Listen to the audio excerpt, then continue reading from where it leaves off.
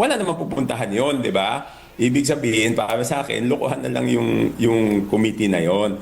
Meron namang independent commission na itatayo ang presidente. So bakit na lang hindi yun ang duminig doon sa lahat, di ba?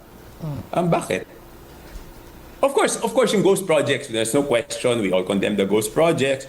Pero saan pupunta to? Kung ayaw nga paimbitahan ng isang congressman, ayaw imbitahan yung magsasabi kung sino yung pinakamalaki ang kita, later on na daw, hindi ba mas importante yon? Kasi yung mga contractor na inimbitan nila, wala naman sinabing contractor na ganito sasabihin namin. Ito may commitment.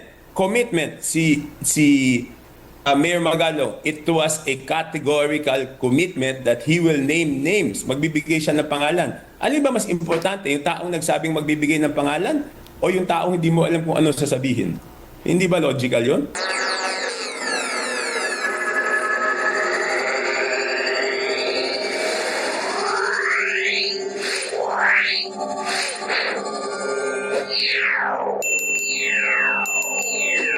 Tensions gripped the first hearing of a joint panel investigating flood control projects over a proposal to invite former House Appropriations Chairman Azaldico to the inquiry.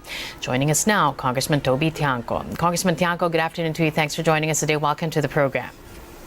Yes, Carmina. Good noon. All right. So yesterday we were watching things very closely. You came this close. The committee came this close to bringing Azaldico in to appear. What happened when it was suspended? Because when you guys came back upon resumption, the motion of Congressman Erice, he himself deferred. So what happened then during the suspension, Congressman? Ay, hindi ko alam bakit, sorry Carmina, hindi ko na alam why he agreed to defer. Pero ang nangyari nun, diba, there was a motion by Congressman Erice. No? Kaya naman, siguro, paliwanag lang natin bakit gusto imbitahan ni Congressman Erice si Congressman Saldico. Kasi nung tinanong niya si Secretary Bonoan, alam niyo ba yung insertions doon sa BICAM, sabi ni Secretary Bonoan hindi at Kongreso lang ang nakakaalam. So ang ginawa ni Congressman Erice, dahil Kongreso lang ang nakakaalam at ang chairman ng Committee on Appropriations noong tinalakay ang 2025 budget ay si Congressman Saldico. So he made a motion na imbitahin si Congressman Saldico. Then tumutol si Congressman Benny Abante. So dapat yung pinagbotohan na lang, no? So hindi umabot dun sa botohan. So hindi ko alam why he deferred his motion. But I made a manifestation. Sinabi ko na ito ang problema. Kasi ang parang katwiran nila, kaya hindi pa pwedeng ipatawag si Congressman Saldico is because congressman siya. Hindi siya pa pwedeng maging resource person out of courtesy at hindi siya, ibig sabihin, hindi siya pwedeng panumpain na siya magsasabi ng katotohanan. Voluntaryo ang kanyang pagpunta doon. Kaya sinabi ko na nga, nag-manifest ako na saan pupunta tong investigasyon na to, di ba? Kasi in the first place, hindi ako pabor na kami mag-imbestiga sa sarili namin. Ngayon, napatunayan na talagang walang pupuntahan kasi tuwing may iimbitahan na congressman, hindi naman siya pwedeng gawing resource person. So ibig sabihin, protektado ang congressman sa investigasyon na to. Yun ang simple explanation nitong bagay na to. But he could very well just appear being that he's a member of Congress. Pero yun nga, voluntary. Kung ayaw niya, ayaw niya. Ayaw niya, tsaka hindi under oath. Hindi under oath, di ba? So, paano magiging ano yun? Yung sinabi lang, walang sasantuhin kahit sino.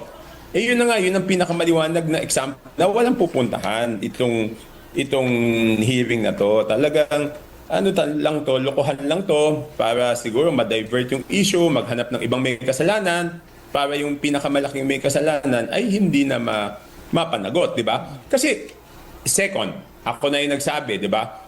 Hinamon nila una nagsalita si Mayor Magalong, sabi niya, ganito, 20% sa Committee on Appropriations. Ang daming congressman nagsabi na, sige, sabihin mo dito, imbitahan ka namin. Si Congressman Abante, sinabi pa, wag mo kami lahatin. Sabihin mo kung sino yan. Pag inimbita ka namin. Di ba, kahapon, diner ko na imbitahan nila. Ano mga dahilan la? Hindi, madami pa tayong kailangan talakayin. Iimbitahan namin, hindi makapagbigay ng petsa. Hindi ba dapat kung sino yung sinasabi na at tinuturo na pinakamalaki ang nakuha doon sa proyekto, dapat malaman na namin kaagad, di ba? Bakit ayaw nilang tawagin si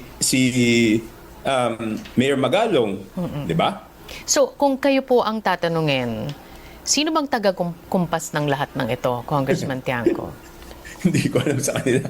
Hindi ko alam sa kanila. Hindi ko alam.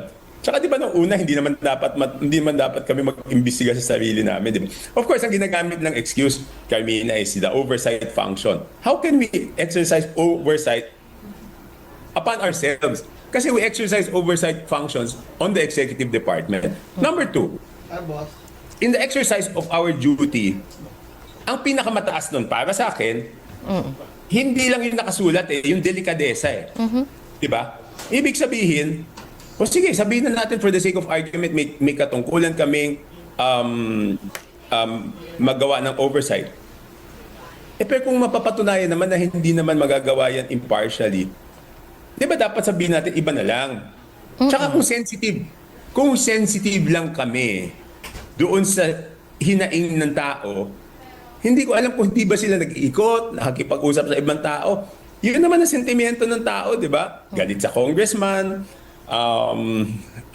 tapos kami pa mag-imbestiga doon sa sarili namin. Hindi ba namin lalong ginagalit yung tao? Well, the President, Congressman Tiangco, already ordered a sweeping review of the DPWH budget for 2026. And the agencies tasked to execute this, DPWH under Secretary Vince Dizon and the DBM. So once they go through the spending plan for 2026, Congressman, what do you think they'll find? Okay yan. I'm in favor of that, no? I'm in favor of that. Kasi talaga naman ganun yung proseso, di ba? Minsan, hindi talaga nalalagay yung priority doon sa isang lugar. Kasi normally, ganito gagawin, di ba, Carmina? May wish list yan, di ba? Ulitin ko, yung hindi kaya ipagawa ng lokal, ang aspiration, what's aspiration in Tagalog? Yung hangarin ng bawat congressman is mahingi doon sa national budget. Okay? So, maglilista ka ng mga proyekto. Madami yan. Kahit sinabing, ganito yung NEP mo, susubukan mo. You try to get more projects for your district. Tapos, babalik yan. Pag lumabas yung NEP, makikita mo kung ano yung mga nasama, ano yung hindi. So, ang gagawin, ang ginagawa ko, kakausapin ko yung district engineer. Ito ba mga kailangan, ito ba hindi. So, katulad kami, nag-meeting kami last week ng district engineer, base sa aming pag-uusap kasama ng local government unit, may mga dapat wag muna ipagawa, meron naman dapat ipagawa. So, yung district engineer namin, nag-submit na siya ng errata galing doon sa department. Ibig sabihin, hindi kami yung naghihingi ng amendments kung hindi sila. Pero the amendment is within the budget Ibig sabihin, kung 100 pesos yon, meron ka lang ililipat pero hindi tataas yon. So, gumawa na siya ng errata. So, mas mabuting ma-review yan, di ba? Mas mabuti ma-review ng DPWH, mas mabuti ma-review ng DBM ulit para tignan talaga kung kailangan yung proyekto o hindi. Kasi meron ngayon pangamba, Congressman Tiangco, na yung insertions na nangyayari sa BICAM ay maaring nangyayari din sa NEP pa lamang. Kumbaga, baked into the NEP ang allegedly itong mga insertions. So doon pa lang meron na daw nabubukulan na. Of course. Kaya nga dapat tignan Dapat talaga tignan. I agree na dapat tignan yan. At alamin kung bakit nalagyan ng pondo itong proyektong to. Kasi di ba, ang budget na yan ay galing sa executive branch. Wala pang insertion dyan from the House of Representatives. Kasi yung insertion manggagaling doon sa what do you call this? Sa small committee tapos doon sa BICAM. So mas mabuting pag-aralan yan. May balang ho tayo ng usapan before we let you go, Congressman Tiangco. Kamusta na po kayo? Given that you're up against a behemoth here. Sinubukan nyo, nakita naman kahapon, sinubukan nyo ulit no, na maging transparent, na panagutin kung sino man dapat ang managot. But once again, you hit a blank wall. How are you doing in the face of this adversity? Hindi, okay lang. Pero my thinking and my impression is, wala namang pupuntahan yon, di ba? Ibig sabihin, para sa akin, lokohan na lang yung committee na yon. Meron namang independent commission na itatayo ang presidente. So bakit na lang hindi yun ang duminig doon sa lahat, di ba? Bakit? Of course, yung ghost projects, there's no question, we all condemn the ghost projects. Pero, saan pupunta to? Kung ayaw nga paimbitahan ng isang congressman, ayaw imbitahan yung magsasabi kung sino yung pinakamalaki ang kita, later on na daw, hindi ba mas importante yon? Kasi yung mga contractor na inimbita nila, wala naman sinabing contractor na ganito, sasabihin namin. Ito may commitment si Mayor Magalong. It was a categorical commitment that he will name names. Magbibigay siya ng pangalan. Alin ba mas importante, yung taong nagsabing magbibigay ng pangalan o yung taong hindi mo alam kung ano sasabihin? Hindi ba logical yun? Congressman Toby Tiangco there joining us this noon. Thanks again for taking our call. Okay, Really thank